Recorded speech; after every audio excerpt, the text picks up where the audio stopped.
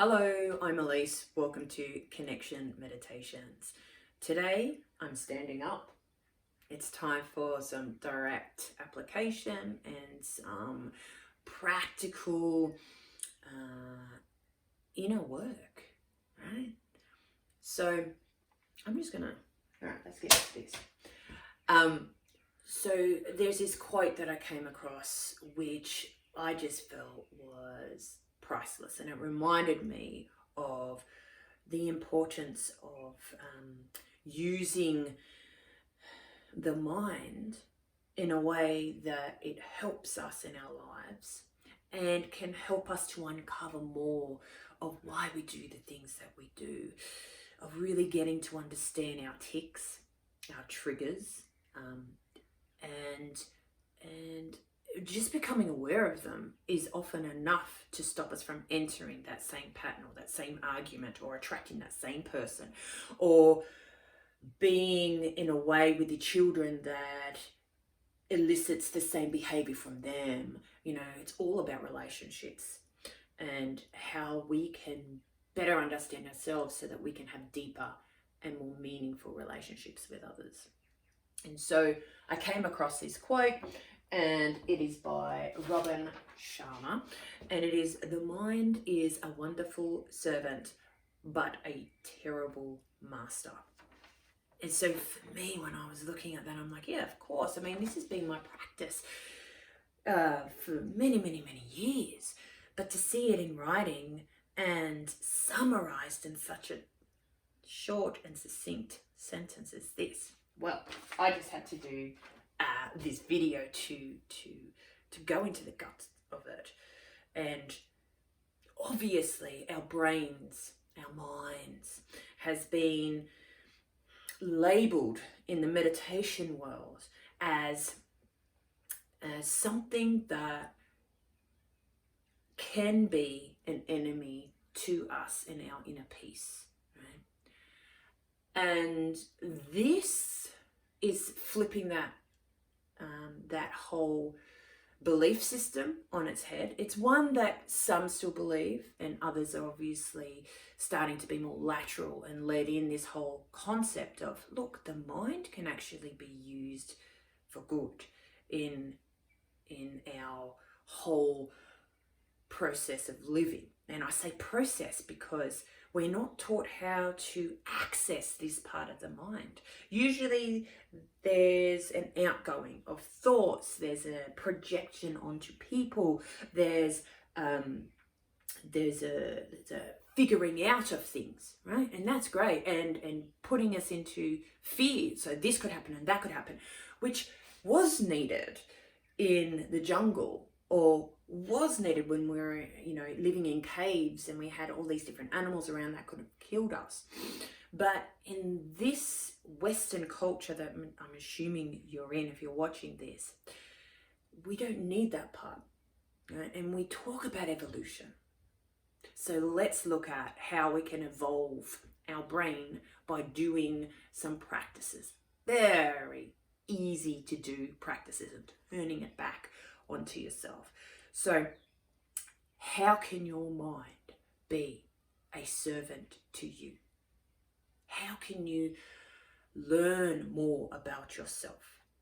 How can you understand why it is you behave in the way you behave? So there is a process of turning it into yourself. So in the Tantra world, it's the very masculine process of studying self, right? Of not criticizing, but critiquing in a way where you find truth, right? So very compassionately. So you might want to do some breath work. For instance, for me, I like to center myself first. If I'm going into this masculine part of me, I like to center myself.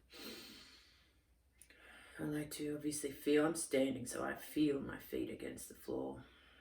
I feel my legs relaxed yet strong. I feel my spine supporting me, supple yet equally strong and erect, right? And my head is on top of that. And when I breathe openness there.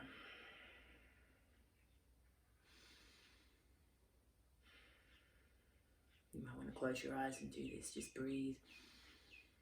Watching the breath going in through the nose, into the mind, into the brain, into the very center of it.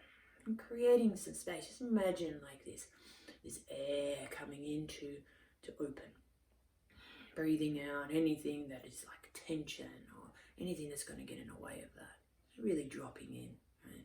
So this masculine energy of looking and going within self requires space within, right? So that we can hold ourselves with compassion, but also be prepared to go into the truth of what is there for us. And so before I mentioned, so just keep breathing as you're listening to me, if it feels right. Otherwise you can just watch me and listen.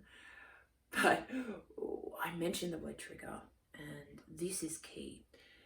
You can look at triggers in two ways, two main ways, obviously many ways, but two main ways. One, you can go into shame and try to suppress that which is triggered in you, meaning you have a reaction to something that someone does or says, or a situation that comes up in your life. It could be anyone.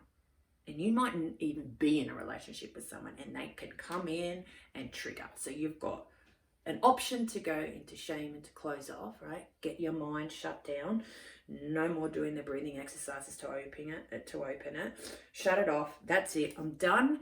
And project out and say, that's it. So this is the way the brain will react. So we go into that fear part of us that goes, okay, no, you're over there and you've done this to hurt me. Blah, blah, blah. So there's that aspect where you could go into attack, or you can just defend and cut off, go back into your cave, shut down. Or there is this other way to go into triggers where where you feel the truth, and you hold yourself with that compassion to see what it is within you that is stirred by this situation or by this person or the circumstance that you're in. And then really pay attention to it. And it's with love and acceptance, but also with this framework of gratitude, because you're understanding more about yourself. Sometimes you don't even have to try to heal it, right? There's nothing you need to do. Just being aware of this trigger, of this thing that can upset you, can be enough to put you in more of understanding of yourself, an understanding of why you're behaving in this way or why you're feeling this way. And you have a chance to hold yourself, right, in that. And that's very empowering for a person to be in, because often a lot of this stuff comes from childhood as well, stuff that we've held on to, stuff that we've got like a baggage, right? We've got baggage that we carry around, and every now and then it gets triggered and we get hurt by others. So just turning it in and feeling where and how and what's at the root of that going under, asking yourself that question of, why is this upsetting me? What's here? And if there's no answer, that's fine, but you've just sat in that space instead of reacted from that place of small, scared, shut down you, right? Because that doesn't help relationships at all, especially relationship with yourself, because that can go into a whole other spiral then of, why did I do that? What's happening here? So we can use our meditation as a way of discovering more about ourselves. It's a devotion to truth and holding with love that just says there is no perfection. There is not one person out here that I've seen, that I've come across, that doesn't have these triggers within. We're all in it, and a lot of us have very similar triggers. Whether you're working through them and you're becoming aware of them and you start healing them, or whether you're right at the start and you're just learning how to stop and go, wow, okay, this is mine because I've got this reaction, whether it's warranted or not, but I have a reaction. Let's look at this reaction before I lash out here, before I act upon it. And so this works across the board. It's just, there's so many people out there who are losing their power because they lash out first. And in this world, I feel we need to have this sense of self so that we can make a difference to our own world and the world that surrounds us. What is happening within us directly affects what is happening outside of us in the world that we live in. So if we've got chaos happening within us, there's going to be some type of chaos that's going to come at us from the outside world. It's a universal law. So we start working and looking at what's inside. You don't take responsibility for people who are acting in a less than supportive way to us, though. It's not taking on other people's responsibilities. I've learned a long lesson in that. It's taking responsibility for what's happening within, right? And that breath work of feeling your feet, because often we're standing up. If we're in a situation, we're either sitting down where we can feel our feet on the floor, or we're standing up, right? We're in a situation, we're standing up, something's flying at us. Pause, breathe. You're in charge of you. No one else can make you feel no one else can make you feel anything, right? It's up to us. So, breathing, feeling your body, taking that breath, letting the mind have some space, right? Feeling it open. And then from that place, you have a chance to sort of pause. And if you have that ability to start going, oh, what's happening within me? And in that moment, which is bloody amazing, direct application, straight up, whoa, this is a childhood wound of being unworthy. Oof, okay. I'm not seen right now. I don't feel like I'm seen right now. So, whatever the best situation, once you've got an awareness, might be like that. For me, that was very much a part of my path, is that exact example. And then pausing, taking myself away from that situation, getting clarity, doing that breath work.